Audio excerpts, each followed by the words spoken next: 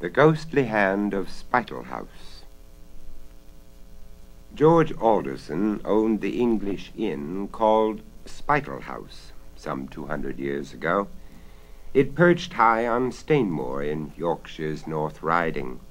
What with iron bars at the windows, walls a foot thick, and steep stone steps leading to the oak door, chained and bolted inside, Spital House looked more like a fortress than an inn. One stormy night in October, the innkeeper and his son Bob sat cleaning their hunting knives and firearms before the blazing logs of the hearth. "Up here on the moors, a man must be prepared for everything," remarked George Alderson, rubbing the shining blade of a knife on his sleeve. "Aye, the master is right," declared the little maidservant Bella, glancing from the pot she was stirring to Mistress Alderson, busy at her spinning wheel. "'Tis nights like this, when winds howl and the rains beat, that evil men crawl from their holes." George and Bob nodded. They always kept their weapons handy, for in those days highwaymen roamed the solitary region around Stainmoor as well as honest men. Both coming and going, travellers by stage twixt York and Carlisle stopped off at the inn, for Spital House, though grim and forbidding outside, was cheerful and warm within, with a succulent joint usually turning on the spit of the hearth. Once a weary traveller had dried his boots and sipped a mug of steaming posset, Bella offered tasty soup from the pot, along with a radiant smile. A warm welcome and a good feather bed awaited folks at Spital House. Small wonder that fame of the old inn had spread the length and breadth of North England. Now, on that gale-whipped October night, George Alderson glanced around the comfortable room. The cheerful whir of the spinning wheel and the smell from Bella's pot made a man glad to sit by his hearth. "We beat the storm by a good 2 hours," he remarked to his wife Margaret, "and lucky we are to be home from the fair. What with wind coming up and rain pelting down, it's good to sit here warm and snug, with our horses bedded down for the night." "That it is," Bob agreed, and grinned at his father. "And it's good, too, to have our handsome profits for the sale of our sheep bedded down in the cupboard tonight." Mistress Alderson lifted her comely head and smiled at her men. "And," Bob continued, "since this is the sort of night cutthroats and robbers take for plundering the moors, I'm thankful to have my blunderbuss cleaned, should there be need to use it." Bella vigorously stirred her pot. Bob was right. This was a night to be careful. She, a country girl, born and reared on Stainmoor, knew more about cutthroats and robbers than her masters from York. She recalled many a story of stage-coaches robbed, horses stolen, and passengers murdered. As she thought of the dreadful dark deeds, Bella fancied she heard a faint knock at the door. "Master, mistress," Bella cried, "I think someone's at the door. Shall I open and see?" "Aye, lass," the innkeeper said, "though it seems late for a traveller to be battling this gale." As Bella ran to the door, Margaret Alderson paused at her work. "Best leave the chain on, child," she said in a low voice, "until you see who's there." As Bella turned the great key in the lock and slid back the heavy bolt, a feeble voice whispered, "Hurry, hurry! In heaven's name, let me in, lest I die on your doorstep." At a nod from her mistress, Bella dropped the clanking chain from the slot and peered cautiously at their storm-whipped visitor. Before her drooped a gaunt figure leaning on a stick. The hood of the cloak the stranger clutched completely hid the features, save for 2 dark, piercing eyes. "Let me in," the feeble voice implored. "'Tis a wicked night for an old woman to wander the moors." Poor soul, Bella thought compassionately, supporting the stumbling stranger to the settle beside the hearth. It was addled she was from wandering around in the storm. A sip of brandy and a rest by the fire would do her a world of good. And yet, in spite of her concern for the bedraggled creature, the girl thought the body next hers was remarkably firm, and the voice deep for an old woman. Their guest sank to the settle with a pitiful moan, while George Alderson added a log to the fire. But when Bob sprang forward to remove the black cloak, dripping puddles on the floor, the aged woman waved him away. "No, no," rasped the hoarse voice, muffled within the folds of the hood. "I want nothing but to sit here by the fire before I go on my way. Rest is all my old body needs." The poor soul was quite daft, Bella concluded. Only a witless person would forsake the chimney corner to wander abroad tonight. George Alderson, convinced that their guest wanted nothing but a nap in the warmth of the fire, drew Mistress Margaret aside. "It's late," he whispered. "We might as well get to bed. The old one's mad, if you ask me. I wager a gold sovereign she'll be right here come morning." As the Aldersons lighted their upstairs candles, Bella said, "I'd best keep an eye on the poor one. I'll sleep down here tonight and lock up afterwards if she decides to leave." Swishing at the ashes with her broom, Bella stole a quick glance at the motionless hooded figure. The old one was sleeping, the girl decided. It wasn't until Bella reached down for the bellows that her heart almost stopped beating. The toes of a man's heavy riding boots showed from under the hem of the long cloak the stranger clutched, even in sleep. This was no half-witted crone, but surely a robber disguised as an old woman. Bella knew that she must not make a false move, not with the Aldersons upstairs and herself alone with this fella. So she moved back and forth as usual, putting the room to rights. She set the milk to rise, then scoured the copper pot on the table. The figure on the settle moved restlessly. "When do you go to bed, girl?" the hoarse voice whispered. "Right away, ma'am," Bella answered, untying her apron. "Can I get you hot tea now that you've had your nap?" "Nay, nay," croaked the voice crossly. The hooded head turned away. "Then if you want nothing," the girl said, "I'll build up the fire and fix my bed. Nights like this, my room's cold, so I sleep on yonder bench where it's warm." The stranger grunted, but made no reply. "Good night, ma'am, and rest well," Bella said sleepily from across the room. If you need aught, call loudly," she added, "for I'm a sound sleeper. That I am." Bella wrapped herself in her shawl and stretched out on the bench. Everything depended on her. Her own life and those of the Aldersons. In spite of the way she was trembling, she'd have to convince the outlaw that she was asleep, yet watch what he did. At first Bella tossed this way and that, but in a few minutes she found that she could pretend to be asleep. All she had to do was count slowly, 1, 2, to breathe in, out, in, deeper and deeper, all the time. Bella narrowed her eyes to slits so she could observe the man on the settle. Possibly an hour passed before he stirred. Then, apparently satisfied Bella was asleep, he threw back his hood.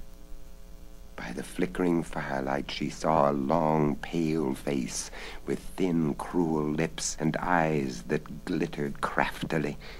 Without any warning, the ruffian suddenly strode across the room, then stood staring down at her face.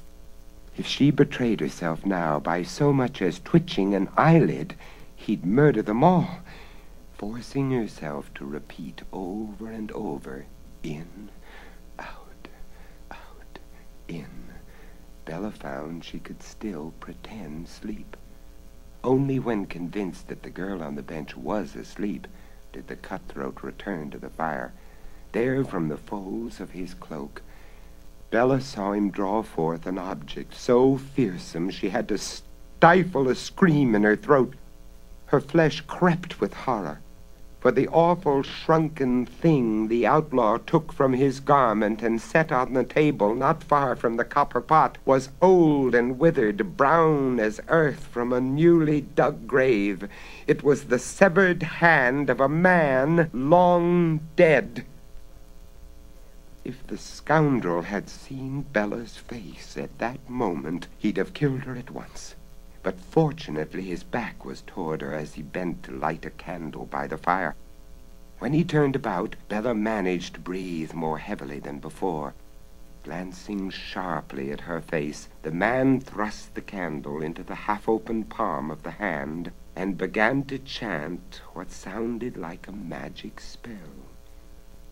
Like those who sleep in slumber deep, and yet more deep, O withered hand, show us the spoil, direct your light to treasure bright, help our waiting robber band, lead us to spoil this stormy night. When the words ceased, Bella took care not to slacken her breathing. Until she thought of a way to outwit the robber single-handed, she'd have to feign sleep. A blunder would cost all their lives. The crafty cutthroat began chanting again. Shine out, ghostly light, lead us, ghostly hand, reveal rich treasure to our waiting band. The candle flickered brightly. It would point to the cupboard soon, Bella thought desperately, and show where the master had locked his money. Whatever she did, she must act quickly. But as the girl lay there, racking her brains for a way to warn the master, the man strode to the window. He pushed it open and gave a shrill whistle. So there were more cutthroats, and no telling how many, Bella thought in panic as she heard the faint answering whistles outside. She must thwart the ruffian before the others got in. An instant later, Bella saw her chance. After shutting the window, the robber went to the door and turned the great key in the lock. As he swung the door open, Bella leapt at his back and gave him a thrust that sent him bumpity-bump down the steep stone steps that led to the door. Bella watched him collapse in a heap on the ground and lie still. Now the girl slammed the heavy door shut, turned the key in the iron lock, and slipped the huge bolts into the slots. Last of all, she secured the heavy chain. That will keep you and your friends outside, Bella muttered grimly. Wait till the master peppers your hides with his bullets. Master, come quickly, the girl shouted. But there was no answer. Perhaps they didn't hear me, Bella thought, and shouted again, loudly as she could. Come at once, master! Bob! Robbers are here! Robbers, I say! Can you hear me? She cried even more lustily. They're gathering outside! I hear their yells! But the louder Bella called, the more ominous was the silence overhead. And as to the horrible hand on the table, when she forced herself to take a quick glance at that, the candle was burning brightly, and now the flame pointed directly at the lock on the cupboard door. Master Alderson! Master Bob! Help! Help! Come! Come! Bella shouted, though by now she knew something dreadful had happened. Snatching a candle, she flew up the stairs, but when she held the light over the bed of the innkeeper and his wife, she found them sound asleep. The girl shook them and called out loudly. She even shouted into their ears, but she couldn't rouse the sleeping couple. Oh, dear heaven, what is the matter? Bella sobbed desperately, for by now the robbers were beating at the door. Bella ran to Bob's room, but the youth was sound asleep. It was only after she had doused his face with cold water, dragged him from bed by the feet, and still he slept, that she remembered the robber's spell. Like those in sleep in slumber deep, and yet more deep. The ghostly hand and its evil magic. Bella exclaimed, anguished tears on her cheek. If I can't find a way to break the spell, we are lost. The robbers will kill us all. Without losing another moment, Bella darted for the stairs. She'd find a way, though she didn't know how, to extinguish the candle and shatter the magic that locked her people in sleep. But to her horror, Bella found the candle burning brighter than ever in the withered hand, and the massive outside door shivered and shook under the robbers' battering kicks. "Dear heaven, help us!" Bella sobbed. Frantically, her eyes searched the room. She must find something to put out the flame. Outside, the robbers bellowed, "Let us in, witless one, if you know what's good for you. Open the door before we sliver it to kindling wood. And as for you," the voices muttered, threatening and low, "if you don't open at once, we'll slice you up as you slice a mutton joint, and then we'll chop you to mincemeat," roared another voice, one that Bella recognized as belonging to the ruffian she'd kicked outside. He'd come too. The girl shuddered as the voice continued, "The others are sleeping a sleep from which they won't waken. They can't help you." Thump, bang, thud, crash! Bella blanched with terror as the furious blows made the copper pot on the table jump. The copper pot! Perhaps she could extinguish the candle with that. In desperation, Bella grabbed the pot and turned it over the candle and the dreaded withered hand. Almost immediately the candle spluttered, then sizzled and sighed. But the hand under the pot flopped so, to hold it down took all of Bella's strength. "Master, Bob, get up! The robbers are here!" Bella shouted. But now there was no need to rouse the men, for almost before she'd opened her mouth, she heard running feet overhead. Then a window slammed, weapons rattled on the floor. Bella wept with relief. She'd broken the spell, but the hand still jumped and rattled under the kettle. "You down there!" Bella heard George Alderson thunder. Get gone at once, before every man finds a hole in his skull!" Warning shots followed, then curses, threats, and in the midst of hammerings and poundings that frightened Bella half to death, there were screams and groans. As the ruckus raged on, she held down the pot, sick with fear lest the thing pop out. Only heaven knew what more power it had. She would take no chances in allowing it to get free. At the height of the battle, Bella heard the familiar voice shout, "We'll leave to the last man if you'll give us the ghostly hand." "And that's likely," Bella muttered, pressing down so her arms ached, for the hand under the pot gave a sudden wild flop. But the girl grinned when she heard Bob bawl, "This is what I'll give you!" Then followed a blast of bullets and screams of pain. In the ensuing silence, limping footsteps dragged away. Now George Alderson shouted from overhead, "Bella! Bella, are you all right?" He leapt downstairs with Bob at his heels. "Child, where are you?" He kept calling. "Are you safe?" "Never better, master," Bella called back, though she still shook all over. "I'm safe, but please, can Master Bob fetch the parson at once?" "What in the world?" asked the innkeeper, stopping short at sight of the pale girl holding down the pot on the table. "It's the ghostly hand," said Bella, nodding toward the overturned pot. "It's still now, but I'd best hold on until the parson comes."